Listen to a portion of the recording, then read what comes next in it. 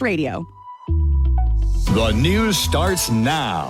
AM 1240 and 95.3 FM. WJON. Good morning. I'm Jim Maurice. It's 10:05. It's mild. It's 36 degrees right now. Your WJON Weather Eye forecast coming up in a few minutes after the news. News this hour brought to you by Trout Companies.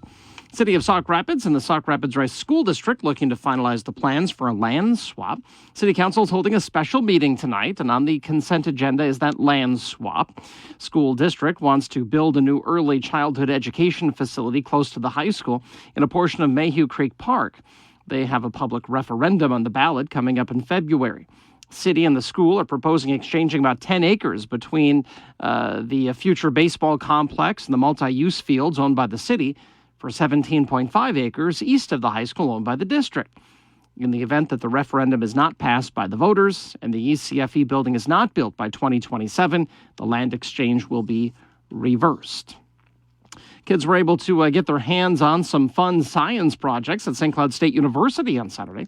SCSU held a science, technology, engineering, and math camp where the kids got to explore some science concepts, engineer solutions, and analyze data in fun hands-on projects. Camp director Elena Curtis-Nayer says the camps are also useful for SCSU students. This provided an opportunity for any undergraduate education students at SCSU or master's students at SCSU in education to have a place to do any research that they need to in a classroom setting, that then we were safely making sure that we were following all the protocols. She says this was their fourth camp since starting up in the fall, and they have a camp every month. They can take up to 21 kids per camp, and Curtis-Nayer says they hope the camps will continue to grow.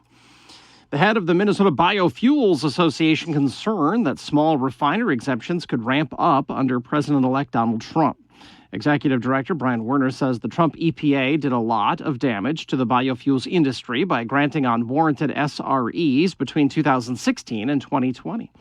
Small refinery exemptions are temporary waivers that the EPA can grant to petroleum refineries that produce less than 75,000 barrels of crude oil per day, releasing them from their blending obligation. The amount of waivers, the amount of demand destruction that was caused by that, and to try to caution that type of an approach and a return to that type of an approach really would be harmful for the industry. Werner says he's confident biofuel champions in Congress will address our SRE concerns with Trump's nominee for the EPA administrator, Lee Zeldin, during confirmation hearings. The CEO of the Minnesota Beef Council reflecting on a year of strong demand. Kelly Schmidt says 2024 has been healthy for the cattle business. He says the council considers socioeconomic and preference factors when marketing beef. Kind of as we look back on 2024 and what we try to do is we want to make sure that we're just staying in front of consumers when they make their food choices. And obviously it's not just that simple. There's a lot of things to consider. Schmidt says taste and convenience are two big factors when consumers choose beef.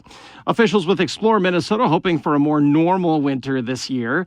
Executive Director Lauren Bennett McGinney says last winter lacked cold temperatures and snow. Some businesses really suffered, those who rely on those snowy trails to draw visitors. So it was a little bit of a difficult year, I think, for some businesses, but we did see many of them kind of bounce back during those summer months. McGinty says, while we've already had significant snowfall in some parts of northern Minnesota, of course, not much has fallen in the rest of the state.